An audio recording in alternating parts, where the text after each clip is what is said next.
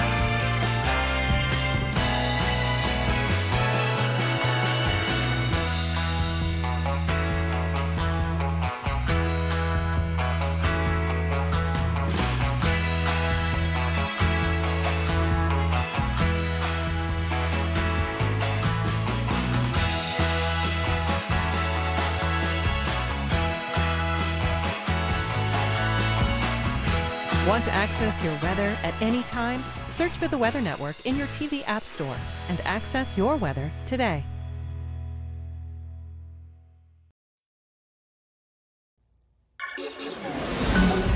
It's another stormy June day across the country. Here's the scene out of McMasterville, Quebec on June 19th. A quite gnarly shelf cloud rolling across the fields over there and some heavy rain in behind. Over in Quebec, that's where we have that severe likely area highlighted in red.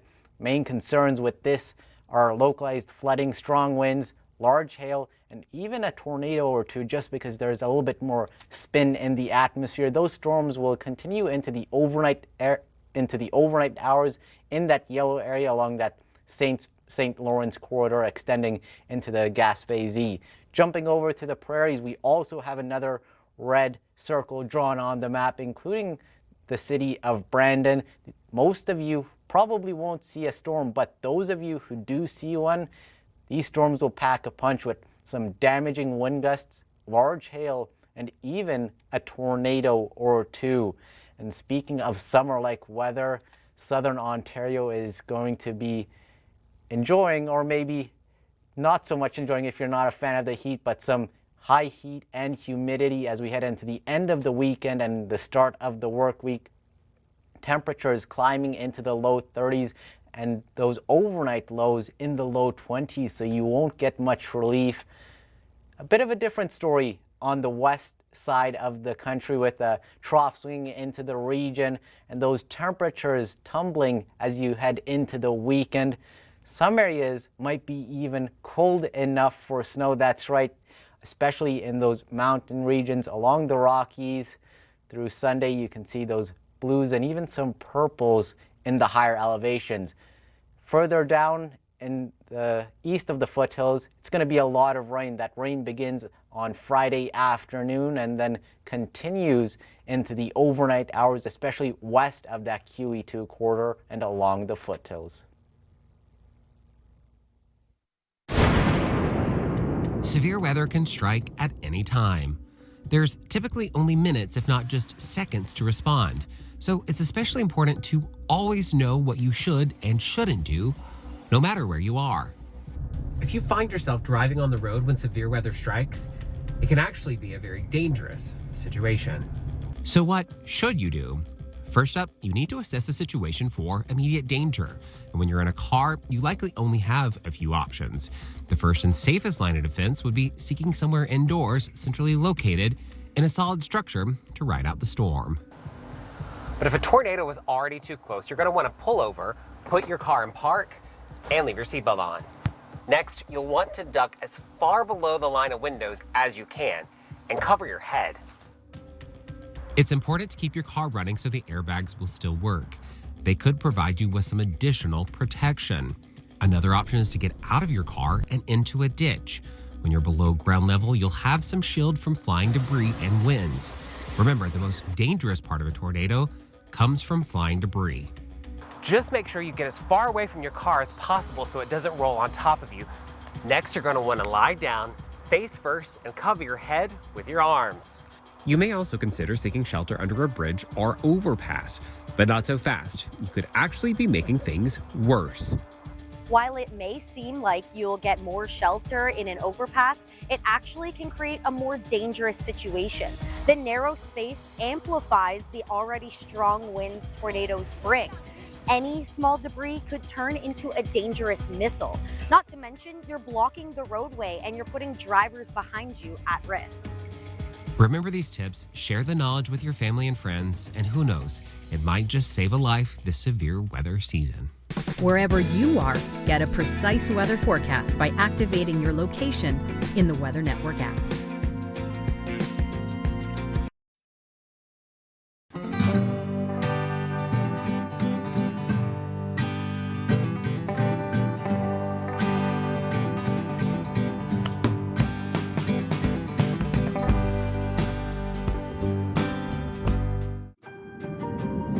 In Inuit mythology, Kelertetang is the goddess who controls the weather. She wears clothes made from the furs and skins of Arctic animals and lives in the ocean.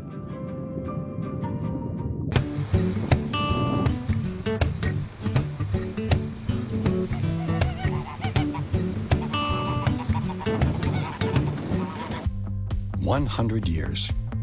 It's a story written by Canadians. And at the 100 Years in Canada event, we're honoring our deep roots with employee pricing on most Chrysler, Dodge, Jeep, and Ram models.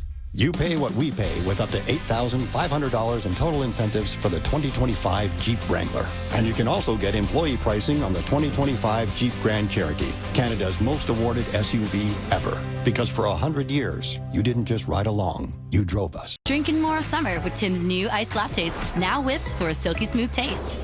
Pairs perfectly with having nowhere to be. Or remembering you have a bunch of places to be. Try a smooth iced latte today in flavors like new brown sugar.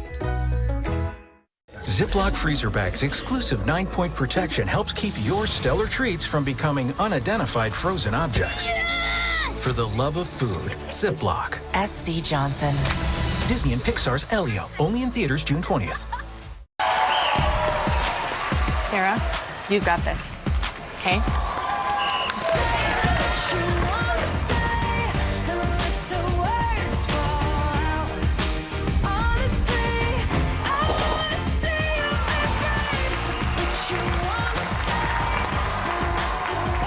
But they lost. Not really. Not where it counts.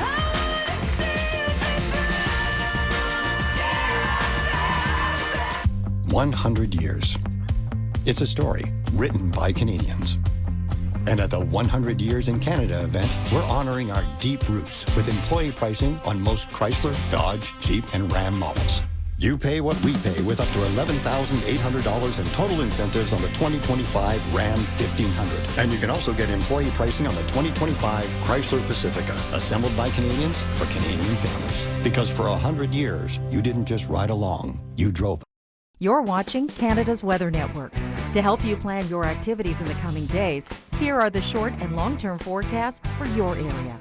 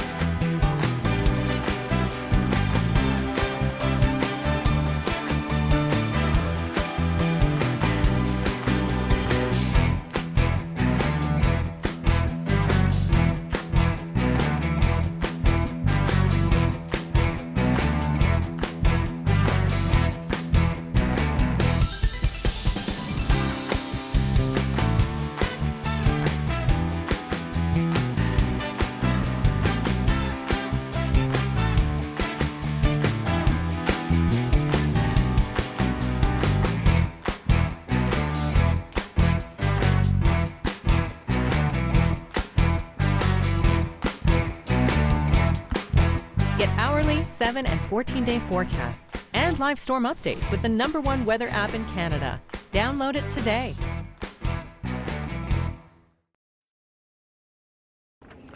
Severe weather stars in this force of nature.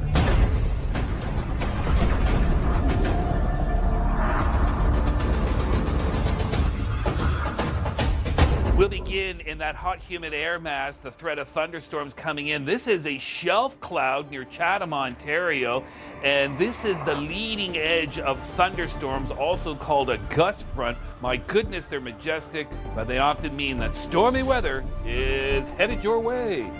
All right, speaking of stormy weather, rain lashed Terre Haute, Indiana on Wednesday, June 18th. Footage here shows branches down, no power, and a flooded backyard. There was also toppled trees in Bloomington, Indiana as well. Let's go to Illinois, where dozens of counties were under a tornado watch as strong thunderstorms developed Wednesday afternoon. Along with the risk of tornadoes, there were 110 kilometer-an-hour winds and golf ball-size hail, too.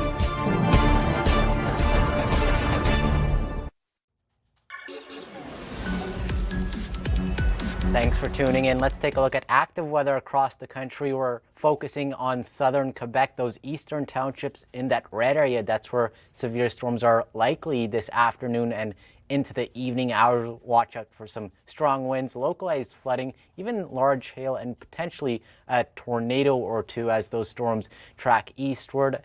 And then we will see that thunderstorm risk linger into the overnight hours and Friday pre-dawn along that St. Lawrence corridor. extending even into northern sections of New Brunswick. These will be non-severe storms, so they might put on a nice light show, but they won't be doing any damage. Jumping over to the prairies, we have another red bullseye, this time over southeastern Saskatchewan and southwestern Manitoba. This includes the city of Brandon. Not everyone's going to see a storm. Most of you may see just blue sky, but those of you who do get hit, it'll pack a punch. Watch out for strong winds, large hail, potentially a tornado or two with all those ingredients coming together over that area. Jumping over to the west coast and Alberta, bit of a different story. You have a cool down on the way with a big trough swinging into your region. You can see those temperatures slumping as we head into the weekend.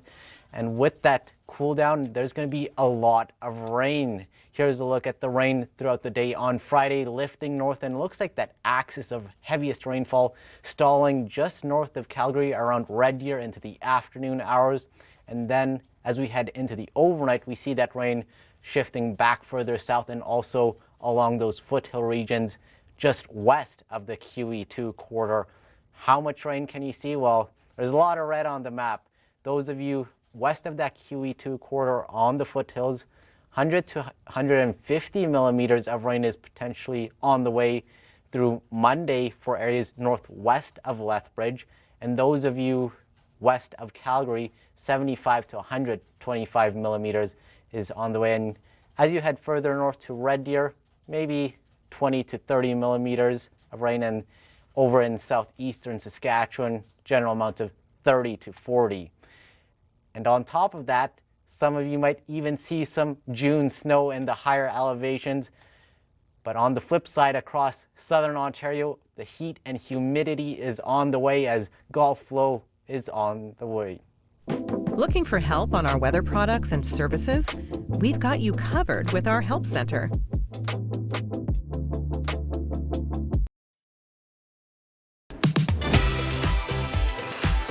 All right, time now to share your weather, and I love the drama of this photo here. Multiple cloud to ground lightning strikes, all captured by Matt Melnick north of Calgary. That is a beauty. Speaking of which, this looks like an ominous looking shelf cloud right here around the Windsor area. Thank you, Timothy. Of course, this was during the severe thunderstorms. Shelf clouds, by the way, the leading edge of these thunderstorms as we get the winds from the storm rushing down to the surface as well. So that's an ominous sign of storms there on the horizon and in the vicinity. Cape Breton, Christina visiting Cape Breton and taking lots of beautiful photos while there. I'm jealous, Christina. I'm overdue for my next visit to Cape Breton.